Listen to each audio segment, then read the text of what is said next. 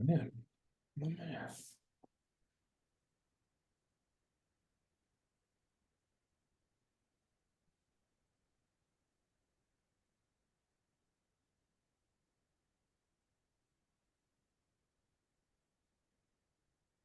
Hey, hello, James.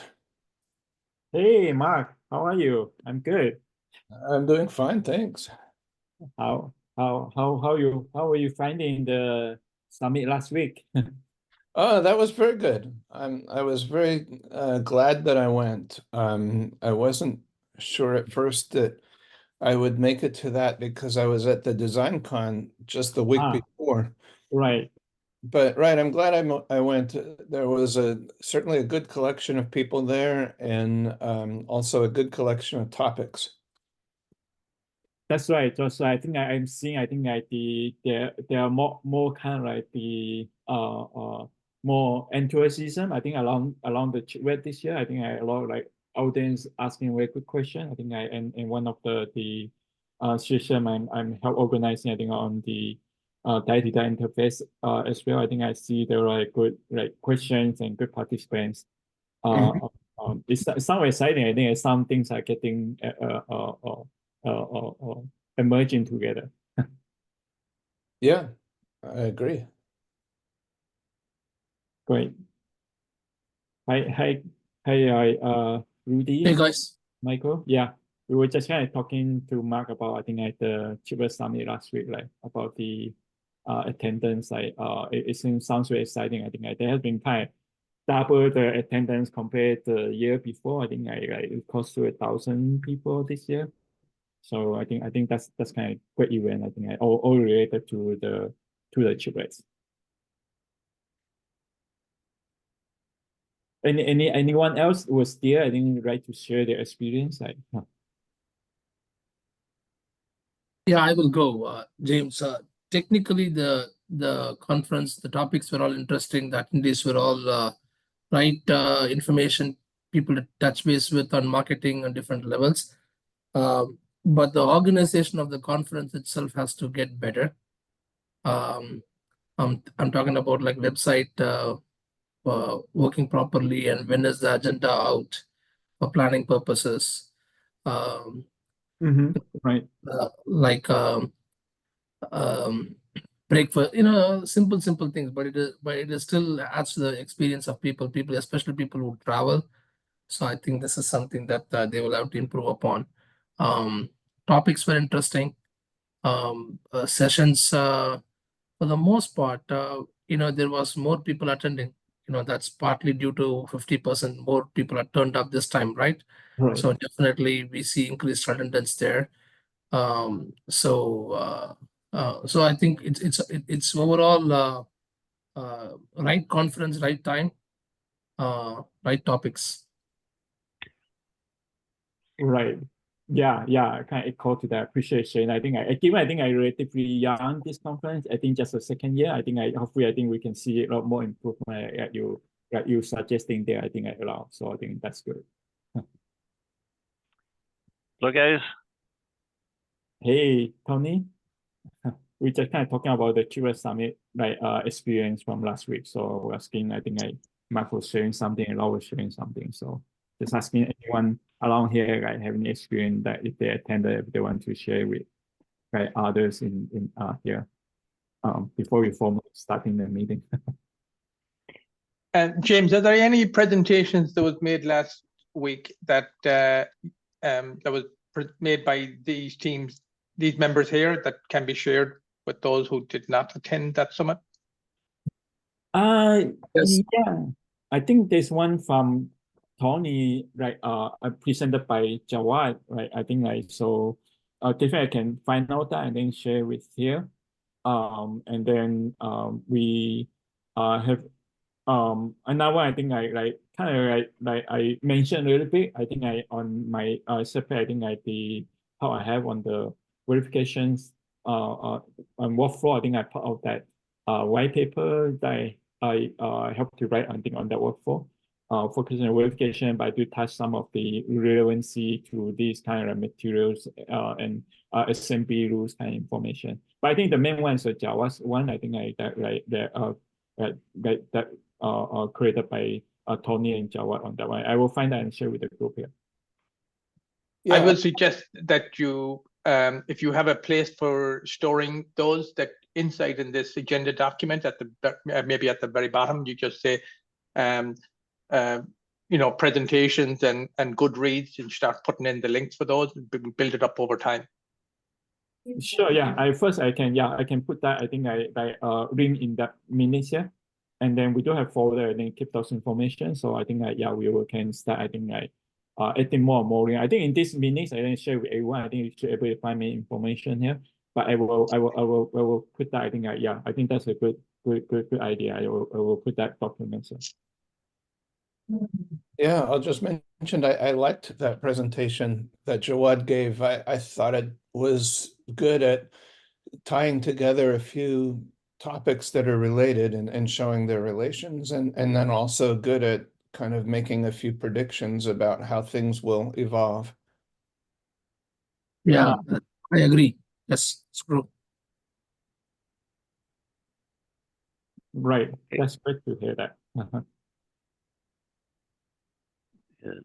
Okay, James, are we ready to get started? What's on the agenda today?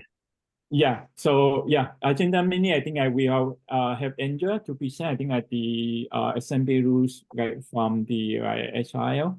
I think that's mainly it. Other thing I think I'm still following up with the studies about the assembly rules that he presented. I think in the previous meeting. I hope we will hear back from him and besides, I mean, there's some quick update I made on this kind of like the spreadsheet, and hopefully more people can help to contribute. I think what the structure that we're starting from while we continue to exploring new areas and we're getting more information.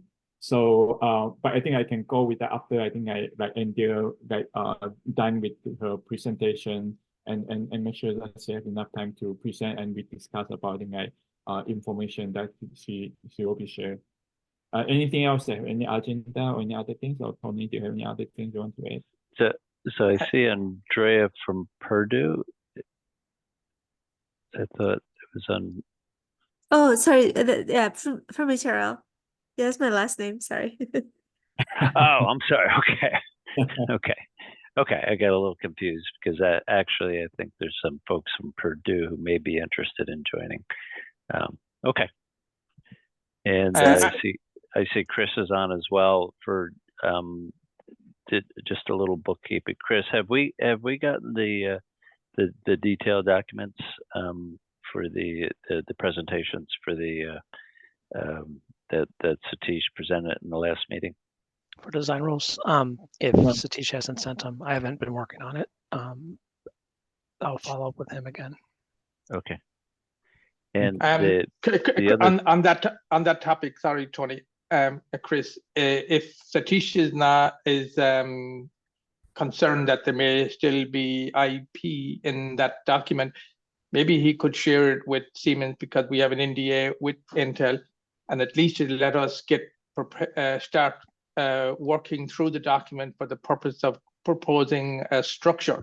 Of course, we can still validate all of that with you, just like we did with the material design kit information before sharing it with the bigger community. But at least it'll let us get started, because right now we're going from week to week, and we're not actually putting pen to paper with a design of this designing this data architecture. That makes sense. Yeah, I'll ask him that. On one note I mentioned that I think which is I think it's still appreciating featuring for with Satish and share with the audience here. I think there is a benefit. I think with larger audience here, I think that we can get more. I think collaborative feedback here. I think of our industry. I think I want to try. I think if we do that, I think the go JDA, I think JDA developing that, I think separately. I think one challenge with that is that we won't be able to get feedback until they release that one. So we still have to do our site independently on that site. I think with the larger audience. So hopefully, I think it's good. I think that could could be an option that exploring there. But I think it's nice. I think since you have presented, I think I have intent to get more industry involved to be more open standard that way. I think it's nice to get that to whatever. I think that non-IP option, I think option that you guys do, I think that's where all this started. Where I want to make more an industrial adaptation. I think I make it more open. I think so this is a good venue. I think to everyone to kind of give their opinions here. I have one other piece of information that I think the team needs to know here. So the JEDEC JEP30 version D has been published. I'm going to send you a link here on the chat regarding where you can access the information. That includes the die array that we've been working on in the last quarter. So it's basically all of what we described as the chiplet design kit. So feel free to, in order to get access to it, you need to register to become a JEDEC member. It doesn't cost anything to do that. When you want to download the files, again, they'll be all free to download. And if you want to schedule a meeting, one of these meetings on a Thursday, James, for me to represent everything that we did to the bigger group, I'm completely open to help you with that. Okay, yeah, we'll talk about Aman. I think the leadership, and then we'll get back on that. Yes, appreciate that. Okay, I think let's get started. Sorry, I was trying to say something. Let's get started. Yes, let's get started. Right. So, Angel, it's all yours. I'm going to stop sharing now. Sounds good. Thank you. Okay. Can you see my screen? It's coming out. Yes. Okay, great. So maybe I can just go. So I have a few can you go full mode? It's yes, small. yes. Let me try to. Okay. Yes. Can you see my screen? No, full mode. Okay, Perfect. great. Yeah, that's good. Excellent. Yes. So I wanted to introduce some of the obviously the design rule. I guess from our point of view, manufacturing, more on the manufacturing side point of view, that we see as the subgroups or the groups that might be required here. So first, a kind of a quick introduction here. We're looking at mainly both 2.5D and 3D packaging. Obviously, 3D packaging is kind of what we're actively working on. This is more of an earlier package design, what I have on the screen.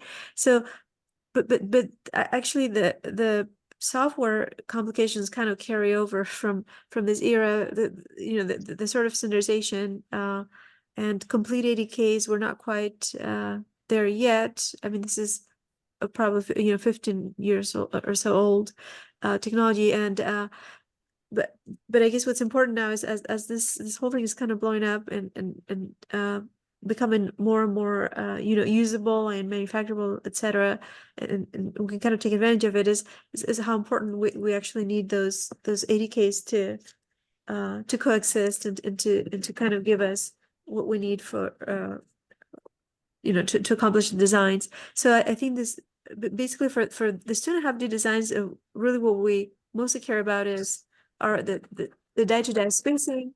You can see IP blocks or chiplets with different heights. Yes, this is something that the process does accommodate. However, there is definitely a minimum or rather a maximum height difference that can be tolerated as you can imagine. So I guess definitely the kind of what stands out and from our processes is for sure lots of these are one-off demonstrations. The materials themselves change.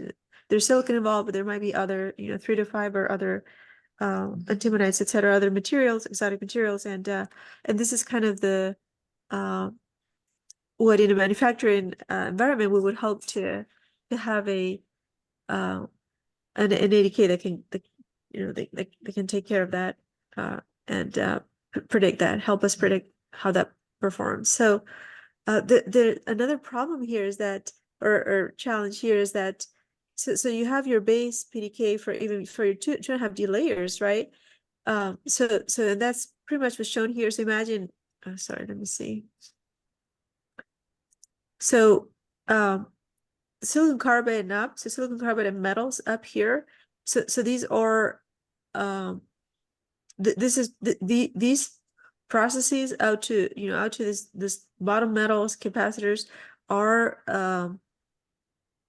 kind of part of the standard or the baseline, say PDK. But then once you decide this is going to be a part of a 3D design or 2.5D design, then now you introduce a second layer complex into that PDK itself, which is accommodating this additional copper damascene or this additional dielectric planarization in metal layers.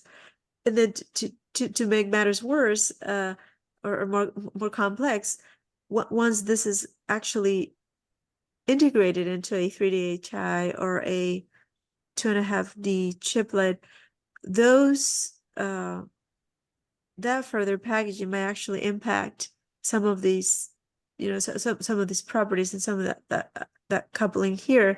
Now, how to capture all that and how to make sure our 2.5D PDKs can be easily managed in conjunction with what happens after. I think that's also kind of part of the discussion here. I think, yeah, this is one more example, pad to pad. I mean, so yeah, this is kind of the problem. What I'm trying to show here is we do need assembly design rules that are driven by material properties, and that's kind of a different topic altogether. It's not just about rules; it's about how to ensure the validity of the rules or even the scope as you even define a rule. How do you ensure that you have the proper scope that can make the rule actually meaningful?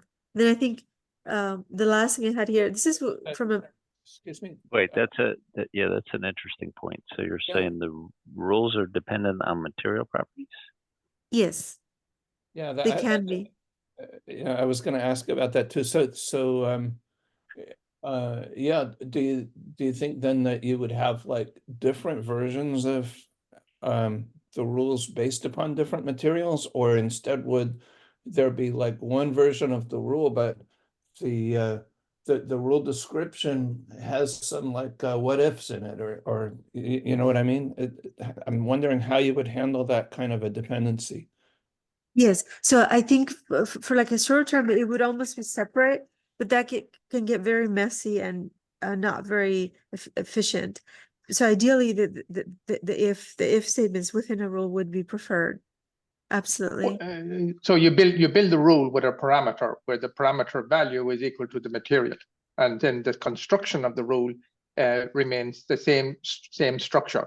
So if you select material A, then you apply certain values to it. You select material B, you apply different values to it. Exactly. Well, In some rules, if it's a distance between two materials, then it can be A and B that require those specifications. Yes. Right. so are those material properties that you're referring to, have we addressed those in the MDK? Well, I'm not sure. Oh, go ahead. We haven't even agreed on the list of materials, though. I have received a file from Intel that's doesn't out the IP now, that contains the list of composite materials that goes to make up a sample chiplet, and that is defined according to the material declaration group. Now, it's a different set of material than the atomic material. This is the one at a composite level. We're going to have a discussion on that next Thursday to see if that material list is suitable for attaching the properties to it for driving the analysis tool. The question I would have then is, would that material be the same material as for driving the assembly rules? Well, that's for a CMOS process. And Zane and Chris, I don't know if you can answer that, but are you getting into type 3.5 materials in those rules or strictly CMOS? So that's the difficulty is we're looking at placing these dissimilar materials close together. So it would be something that lets you know whether local stresses, etc., coming from maybe a silicon carbide with a given metal density will affect a different layer, maybe, like a CMOS layer or even again on silicon versus, CMOS or SiGe with its own, metal density, etc., and power, say the source distributions, etc. Yeah, it would be the dissimilarity between all those. So when it comes to the design rules, how, I'm more of a software developer, so I tend to separate these two problems where the rule's the rule, and if the algorithm is the same, then we just have a different like input or tech file, for the different material, parameters or values or whatever. And so then it would be up to the user to pick the correct, tech or material set that the tech is set up for, or the rule values are set up for. If that answers your question. Yeah, no, that makes sense. It only gets a little hairy because, so say if you continue, let me see, did I put any of these? Okay, I didn't make a, so imagine if you continue with layers up above this chip, right? And maybe you have, ILDs or some sort of underfill, however way you have some sort of carrier material that essentially lets you keep going. Depending on the 2.5D characteristics of each of those materials, you might have different via rules to put those two together, different via density rules. So I think it almost goes into subclassifying even those 2.5D materials themselves, and not just based on the material. Sorry, by materials I mean the chiplets, but just based on what those chiplets actually contain, which kind of becomes. And this is a bigger problem, meaning you actually need to understand that first to put it into a rule. But I think if you want to make this, as usable as you can, then the goal from the software point of view would be to be able to accommodate that from the beginning, right? How do you feed that information of what? Because that will be a that would be a determining factor of for the assembly. What's on those 2.5D chips, I guess. That's what I was trying to say. So are these types of rules, are you trying to address like stress and warpage type considerations? Exactly. So stress and warpage would be what feeds into those considerations would be what define lots of those rules. Exactly. Maybe I have a little bit here. Yeah. So basically, I think we're calling that a stacking rules. Stacking allowed is a very, it's a very general term for, even this, like amount of chiplet local metal density. I mean, when it's one thing to do this in a research environment where but possibly you do is you get a few trials because you're developing this, you're making it once, and then you figure out which one worked, and then you build your stack. But if you want to make this into a manufacturable rule-based product, then we would have to eventually accommodate for this, ideally. Yeah. The way I think about this, and I'm just throwing it out there, I'm not saying it's right or wrong, but and I'll use an example. TSMC, I've worked with them in the past. They provide certain density rules, and that those are really defined to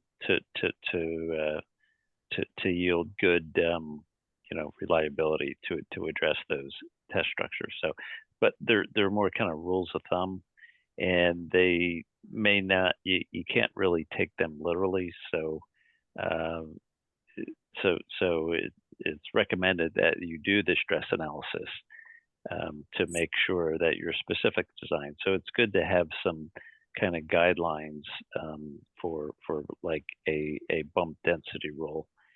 But you know, it's not a rule, it's more of a guideline. That's the way I like to think of it. And then, you know, I think the material properties are required when you do that stress analysis, and you need to look at, you know, other factors like thermal and all that kind of stuff. I think if we try to combine this all in the assembly rules, I think that's going to be a challenge. So I would suggest that for now, we should keep a very open mind on the data architecture of all of this data. Yeah. So because there are downsides to separating it into two separate files, but there's also plus sides for that as well. And one of the downsides is after you make a release on the standard, how do you make sure that the standards are kept up to date? That one document is kept up to date when another document changes, and because you have such a deep interdependency to both documents. So you have to think about the administration side of things. You also have to think about the data architecture. So I think we shouldn't even go into those discussions now and preempt what the output should be until you have a first draft of the data architecture defined. And then that's when I think you should have those discussions. Yeah, I'm not saying one way. Right now, we're just trying to understand, you know, what's different about these types of structures. But so I have a question for Chris in relation to what being presented here. Chris, you mentioned that you're separating out the assembly rules from the material properties. Are you therefore saying that in the material design kit that all the properties that drives any type of rule system, be it any type of signal integrity analysis or functionality simulation or assembly design kit, all of those rules that require a property from a material, those properties would be in the MDK? Is that your current thinking based on what you said earlier? The material properties, I guess I can't speak on because I just don't deal with those enough. But what I'm saying is, you just have to think about like your implementation of a rule. You don't necessarily want your implementation to have to, parse through different material properties and things like that could be changing a lot. I think as far as the structures of these design rule kits, the rules should be pretty, straightforward, and any kind of variations should be handled more on the input side rather than part of the implementation of a check or an assumption of the check. I don't know if that answers your question. I'm just talking about just design rule validation. I'm not simulation and all that. It's kind of outside my expertise. I know that's more dependent on the material variables, but how we structure our design rule checking is the rules really don't need to know anything about the material. The rules will just work on input values and run the same way. And so those input values may vary based on the material, but that then falls onto the realm of the designer owner or whoever's setting up the rule. And there's different models where you set it up, by technology. You might have rules that are specific to particular designs, et cetera, et cetera. And so you have those systems to manage that as well. Yeah, and I think that is generally the best practice for digital CMOS, at least in all my experience. Rudy, you're a gallium arsenide nitride guy. What's your take on this? Just curious from a gas scan perspective. Yeah, gas can, indium phosphide. Again, we've had those type of rules based on materials, but I say it's kind of a rule, and we just adapt it for that type of chiplet or material. When I've done this just as a foundry employee. You treat it as a rule or as a design constraint / guideline? You could either way. I kind of view it a little bit different. So I think more of a rule as a manufacturing type rule. And then there's other rules that you need to consider for reliability, performance. Correct. Yeah, I mean, we again, when I worked in the facilities, we'd have them bonded down, and it was a function. those type of rules based on that material and stress component were a function of the size as well as the what we're bonded to as far as indium phosphide on gas. So, but it was, let's say, would have that type of rule. Whether it was a rule constrained, that's open, but it was a check that was done. It sounds like that at the point of execution of the rules, that you have so many rules, you don't want to be parsing through all of that massive volume of rules to identify the specific rules that needed for your product. But what I would envisage is that all of those rules are stored somewhere in a database, and then you have a configuration that you need to extract a dedicated set of rules to apply to a specific product design, like what we call a technology file. So I would think then that you inside this database, you have all the material properties, you have all of the rules that are based on standards, that are based on unique processes, and then you pick and choose the rules that you want. And if you have the same rule in two different technology classes that you both want to apply both technology classes of rules to your product design, then the system that merges all of these rules would take the most constrained set of requirements based off those two common rules. I think that's the array that you would approach doing that. It's very similar to what you have in DFM worlds for printed circuit board. You run it against multiple different set of technology classes of rules, and then you when something fails, you know exactly what piece that is failing, and it's dedicated. You're not just throwing in rules that are unnecessary to be processed. Yeah, kind of a subtle difference between a design for manufacturing or rule and a manufacturing rule. Yeah, and Tony, that this is kind of this fundamental problem of where your design process or how you want to set up your system. But again, I've experienced between like a guideline and a rule. It's really just how you want to do it. Like I've done things where you have like different levels of types of violations for that. Where if it's a guideline, it might be or like a warning rather than a violation. Even to Michael's point there, if you have like multiple values, do you run the rule with multiple values so people can see different scenarios? You run it 2 different times. Just all kind of sets up on the system just to because there are a lot of like guidelines versus like hard rules, and ideally we want to use the same system to validate all that or to check all that. So, you might just have to design it with that in mind of how you output the results of your checks or the I don't know what we're going for here, format or suggestions on implementation, and this gets complicated because mapping objects to the rules, and if you have conditions or variations, I can go on forever. This is kind of what I do. There's lots of ways to approach it, so I don't know what the end goal here is, but I can answer any kind of questions, I guess. So that's exactly, Chris, why I'm suggesting let's not predefine what the solution is. Let's see the data, then we have a whole bunch of meetings to work through the data architecture, because it's through those in detailed meetings at micro topic by micro topic level that your whole design of a solution is going to emerge. I guess how we implement those rules, does that really matter? Because I've seen it done exactly like you talked about, Michael Durkin, is where we had a fab, then we had a family of products, and then we had specific things. And then those 3 combined to create a rule and a recommended rule that went with that. So there were 3 different categories, and it kind of was merged in and processed to give you one set of rule checks. But that's really just an architecture and how we merge that stuff. But I guess, really when we get down to the technology is, hey, what do we need to apply for the rules, not how we form the value that was specifically used. You know what I mean? Right. Yeah. And I think the data architecture for the schema portion of it is all about what is the information that is needed.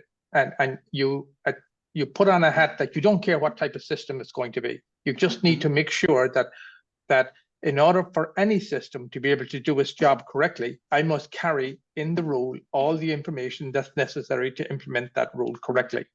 And the data architecture that's defining the schema should put blinker eyes on just to do that. Afterwards, when you have to go to implement it, you have to take that data and convert it into the native tool format to execute it. And how you do that then is each EDA company will do it through their own technique.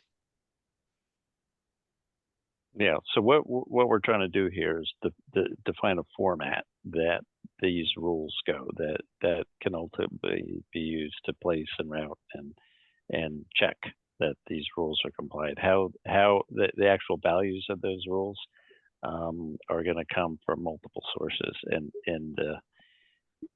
you know, because we're dealing with multiple chiplets, multiple materials, multiple substrates, so there's going to be a lot of inputs to define what value is going to be required for a specific rule on a specific design. So I think there are a basic set of fundamental rules that we want to do for, you know, bump placement and some of the routing and some of the basic way that we're doing these chips. And then I kind of viewed it, there's a whole set of just general purpose extensible rules that the user can define whatever they want. So we want to have the ability to just have kind of these whatever rules. There may be, you know, rules related to radiation or, you know, cavity, whatever. So we want to have the ability to have other define other rules that are not necessarily standard. They're very custom rules, but that are user defined, and they can put them in.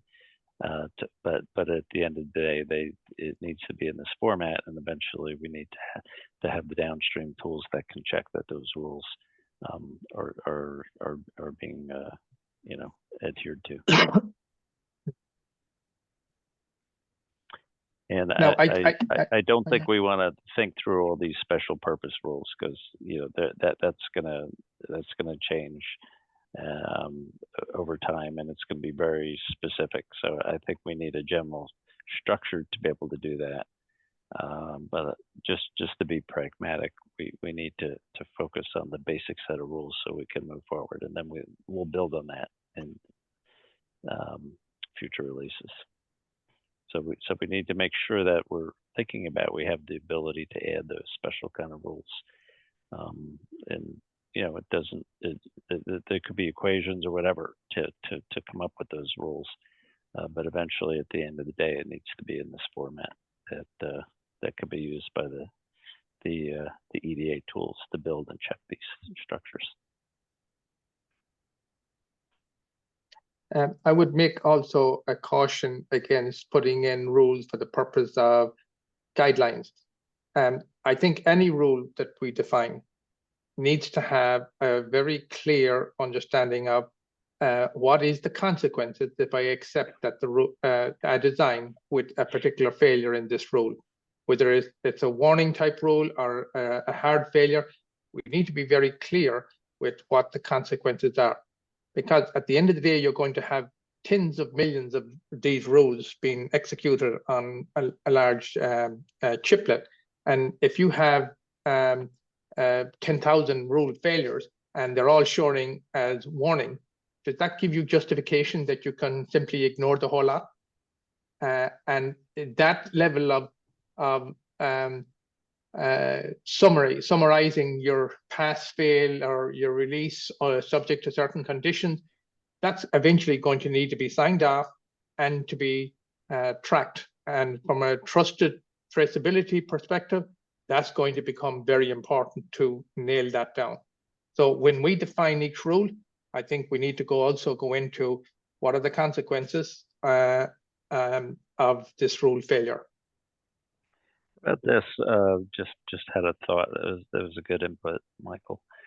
What if we define a property or somehow say this is a rule type for physical check and this is electric? Just have an extensible property so we can define which class of rules, and then the downstream tools that are going to be using and checking these rules can only look at the rules of concern. So there may be, you know, strict DRC type rules, and there may be electrical rules, there may be other stress related rules, there may be whatever. Just have it as a user defined rule, so that way if we're building a deck to check, you know, just the the physical rules to make sure it's a pass-fail. You know, these are the hard rules that have to be met. You know, we just look at the rules with that type of property, and then there's other checks that are more guidelines. You know, they can be waived potentially. Are you talking about, Tony, like suggesting maybe a categorized thing? I think what type of rule are there? Like administrative rules or like maybe Yeah, but have it extensible. Mhm. So we could certainly seed it with a certain set of, you know, you know, what we can come up with a short list, but I think it should be extensible because we don't even know what kind of rules we're going to need in the future. So having an extensible architecture so we could define different classes of rules. Right, that makes sense. I think yeah, definitely Yeah, doable. Yeah, we could probably take a crack at defining, you know, half a dozen or so that makes sense right now. Right. I think very good enough example. I think what like when girl presenters here, I think and previous year, I think some other example that we see from ACN. Right. So I'm not sure if I'm using the right terminology, but is it property? Is that the right term we're using for the schema, Michael? Yeah, you can. Yeah, property, parameter, attribute, and they're almost all the same meaning. Yeah, right. I think I know what they create slightly different, but they can be the same actually. Yeah. They slightly different for making one in more option compared to others. And that way, the machine that reads these, they can decide which properties are of interest to depending on whatever they're trying to do with it. Yeah, Yeah. that's good. So, Andrea, did you have any other slides?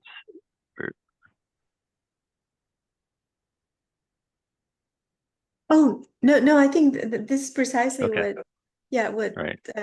the kind of discussion is the properties, that hierarchical, or how to make the schema so that it makes sense, right? The 10,000 warnings, that's the part that then again doesn't get used. Yeah. Thank you. Right. And again, the notion of different objects can have different sets of rules, and that's even true in just simple you know, routing topologies. You may have different thickness of layers will have different rules associated with that, and that's dealt with just as a different type of layer. So for this layer, you use this rule. For this type of layer, and you can have dependencies on those different types of objects and rules. Exactly. That makes sense. One of the things that's available in DFM analysis is that I'm just taking it as an example, and I want to take this example just to show you how flexible it can be. So let's assume I want to do a component to component spacing, right? Well, some components have the terminals underneath the body, in which case a component to component spacing is from the edge of the body to the edge of the body. Some components have the terminals on the outside of the package, in which case you're going from the edge of the terminal to the edge of the terminal of the adjacent component. Some components are mounted into an assembly process that uses an SMD process, and they can also be mounted using an alternate process, in which case the rules between those components are dependent on the manufacturing process. Now, if you look at, imagine all the different types of components there in the marketplace. There's hundreds of thousands of different types of packages. How can you group these components in such a way so that you can make a global selection of components to say that from this type of component to this type of component, I have one set of rules, but from a different type of component to another type of component is a different set of rules. And so the way to do that is you have these different components tagged with different classifications. You might have one based on the body, one based on the generic positioning of the terminals would relate with respect to the body, one based on the type of terminal it is, and then maybe one based on various dimensions. So you use those 4 sets of tags to then create a group, this grouping of components. And then you apply that grouping inside in a component-to-component spacing type of rule. That gives you enormous flexibility because you can now take that rule and apply it to any type of manufacturing process, any type of combination of component. You might also want to say that what happens to those components that have terminals on the outside on in one direction, but in the other direction, the terminals are either inside the body or are flush to the edge of the body. Now you have different combinations of how the terminals are placed on the component, and for each of the different sides of the component, you might want to also take that into consideration.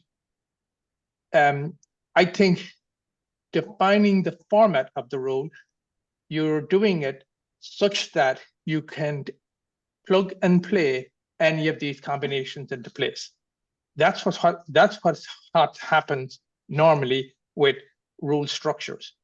And we could leverage an awful lot of those rule structures of what is already out in the industry for DFM purposes. We just, instead of saying a component to component, you might be saying, the die to die, or whatever feature it is that you want to use in there. So what is the scope of the objects that these design rules should cover? Is it just the external, just like edges, like the physical? Or are we looking at metal layers, like routing? Like RDLs, things are so complicated. It's all like a hybrid everything these days of potential what we want to check. So I think that's also a good first step to discuss, like how deep into the components you go, what properties you care about, kind of things like you mentioned here, like what scenarios are, just to constrain ourselves with, so many rules. And I think maybe what we could do is take a look at those structures of those rules that's already in place, and as we go down through them and say, can we use that structure for something that we want to do with the advanced package? And if yes, then what do we need to change on that structure to support our use case? And as you say, Chris, how deep do we need to go? Yeah, and another thing to consider is just how much setup work is involved. For example, if you have like net groups or interfaces, do you have to, set those, how do you identify those? If you have like extended nets or, circuits or connections that go through other components, do you check those? How to, again, just limiting the scope, between components and through components and et cetera, like how, grouping nets and grouping other things together, and let alone like generic things like check by area, keep out zones, just some generic things that you can customize how you want these things to be checked as well. You got to look at as well. Just set up a generic framework for a rule that'll, say only check in this area or don't check in these areas, and just things that will work the same no matter what rule it is. Yeah. I think that's the type of discussion that helps define the architect of the rule, the structure, the rule structure. Yeah, and as far as scope is concerned, my understanding is that when we talk about these assembly design rules, we're talking about rules that apply to like the interfaces of the components, like where vias can go and how components can be placed relative to each other, but that topics like rules defining the routing within an interposer are outside the scope of the assembly design rules. Is that correct? No, I think we are defining the rules for the interposers. Oh, we are defining rules for that too? I mean, for actual internal routing rules within interposers are included in this also then? I would say that there's 2 sets of rules that define routing. One is if I need to have a certain signal integrity or performance on a net, then the Manhattan distance from the output of the source to the input of the destination follows the electrical performance type of rule. So that's one. I would keep that separate then from the physical rule. A physical rule is, what is my trace to trace spacing that I need to have to allow me to fabricate this that type of trace. The one is a consequence of manufacturing capability. One is a consequence of component performance.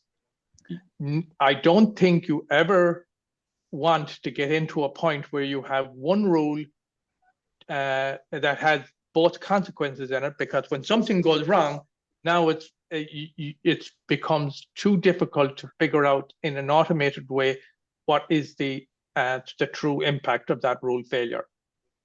But the scope of it, with traces, if you're writing rules for traces and things like that too, is that even in this data? Well, that yeah, opens up so- a ton more rules, right? Yeah. Let me clarify. So let's just start. So we're not writing rules for the chiplet builders to test the transistor spacing or the routing, the deep routing layers, but we do need to know the bump rules, the external rules that are going to be interfacing other chips in the package. So therefore, we need to define, micro bump or C4 bumps and TSV spacing rules, and all those connectivity objects that are being dealt with the package designers, and then any routing that would be done outside of the chip. So if you're doing a fan out type routing where that's done as part of the packaging assembly process, those are the rules we want to capture.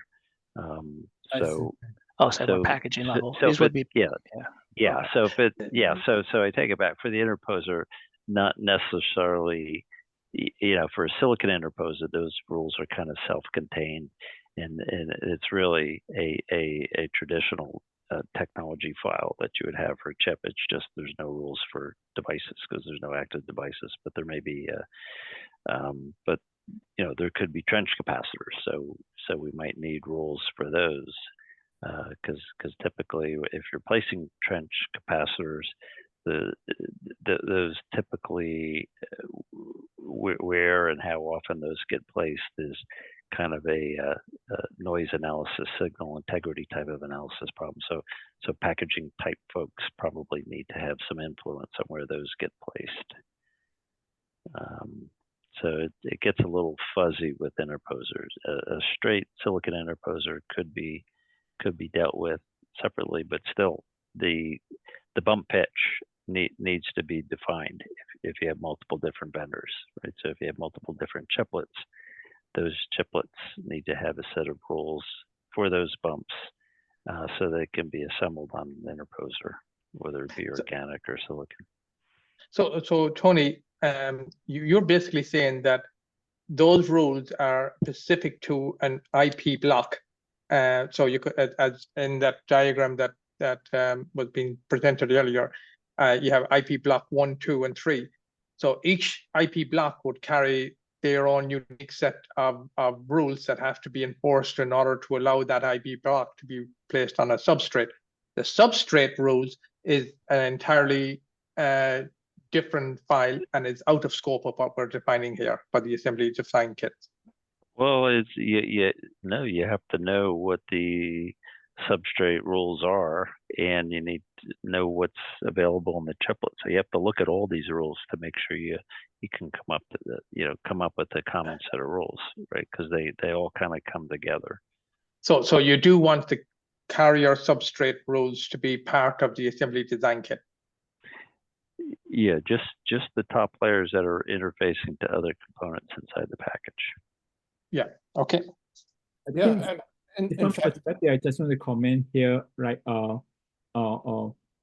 It's the name implied in this assembly design rules, right? Assembly design kits. So I think a lot of focus emphasize around the assembly side, right? So whatever that required by the assembly, I think the rules there. I think typically we've seen a lot today from the assemblers sending out these rules, right? And some of these rules impacting our design. That's why we bring this rule all the way up to the initial design before waiting at the last when you do a sign off and you ship to manufacturing and come back, things like having issues. So I think those are related. I think I probably not trying to cover all those kind of like design rules check that we already have, right? In assisting all this kind of design when you put like different decap on those kind of things, right? So hopefully I think that will help like the focus here. I think related to questions around here. Yeah, that sounds good. So one thing that occurred to me is I remember from the Chiplet Summit a presentation that described multiple stages of assembly. It might have even been the one from Jawad, where one stage was a hybrid bonding step where some chiplets are just bonded to other chiplets. And then there's a second stage where those collections of bonded chiplets are then themselves using microbumps. They're placed on an interposer or connected to an interposer.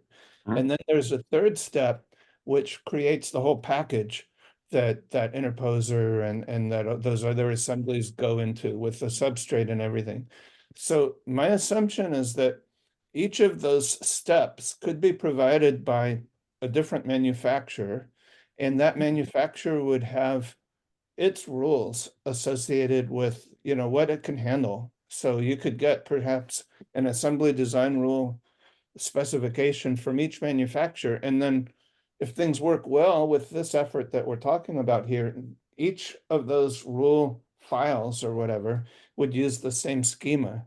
But then something else, from the point of view of the designer of this whole system, you want to be able to collect all these rules. And so I think someone else already mentioned in this meeting the idea of creating the right union of the rules. Right. Yep. You got it. Exactly. Yeah. That's what we're trying to do here. Because, you know, if you're dealing with, you know, somebody like TSMC, they do everything. So they define the rules so everything works together. But once you start pulling in multiple chip providers and multiple substrate providers and different interposer providers, you need a common format to get together a mutually set of rules that will be compatible to put all the stuff together. Sounds good. Okay. And kind of the original white paper that started this, it was somebody from Intel several years ago wrote a nice white paper, and they, you know, the notion was to have a common set of rules that could be used to put all this stuff together. Mm-hmm. All right, good discussion. So Yeah, really good. What's on the agenda for the next meeting? Yeah, I think we have to see. I think a couple of things is like one is I see hopefully we can get response from Intel or Chris if you can help to follow up with Satish on that. That would be grateful. I think we can get that. I think we can have more look into. I think another set of the rules. I think from Intel's perspective that we can help to cover. I think the information. I think and for I think to what Andrea has said today. So other thing is the also like the ASE side. I'm also trying to follow up with the Roger. I think he hopefully I think last time I hear they're still in Taiwan. Will be back. I think at end of this month. So by next meeting I think I cross through to the end of the month. See I can able to get response from him. To get a rule from ASC side, I think that will give very good coverage from different perspectives. Is that from MDK or ADK? No, ADK also. They share all these some MDK information. Okay. Yeah. Okay. And now we're trying to get the ADK. They say they will try to get something. I think because of the sensitivity of the data, so they're trying to see how they can work around that and able to share a portion of that is not sensitive one. Okay. Interesting. Yeah, I think that would be interesting to get from the ASC side as well. Okay.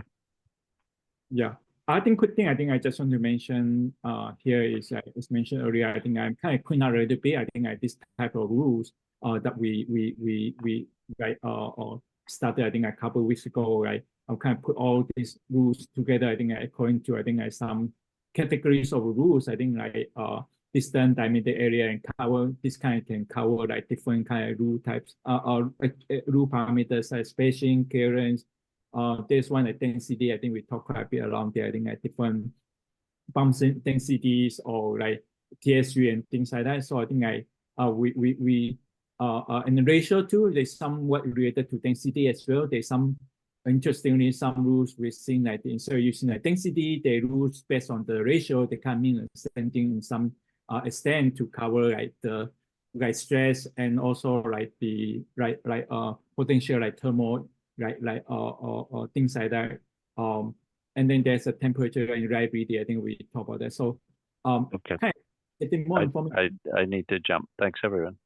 Yeah, thanks, Tony. So yeah, probably need help from everyone. I think I start looking into this and help to add, right? I think parameters. I'm going to add more columns based on what we talk about, also a dependency and also a category or types, right? Categories of the rule. Okay. Like, yeah.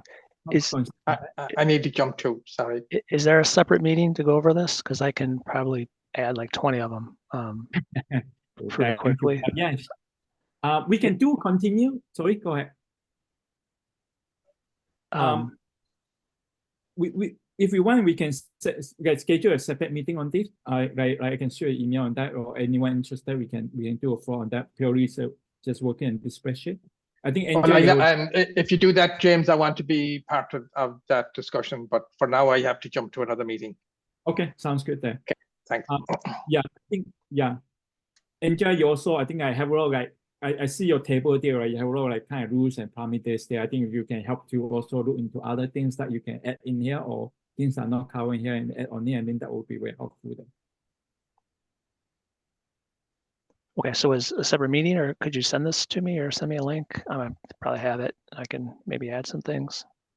Sure. Yeah, we'll do that. And were you able to help also to add some of the parameters and from your tables that you have, and also from other that you probably, I think I just not showing up there that you have on the top of your mind? Yeah, I could do that. Okay. Sounds good then. I think let's do that. I think I will try and schedule and invite people if they're interested in join on this one. Yeah, any other kind of like last items from anyone? I'm going to call the name then Mark. Do you have anything else or? I don't have anything else. No, thanks for asking. Thanks. Yeah, Chris? No, nothing else. Okay, thanks. Lau? Nothing, James. Thank you. Okay, thanks. And Andreas? No, nothing. Thank you for this session today. Okay, good. Yeah, that's good discussion. Yeah, thanks everyone.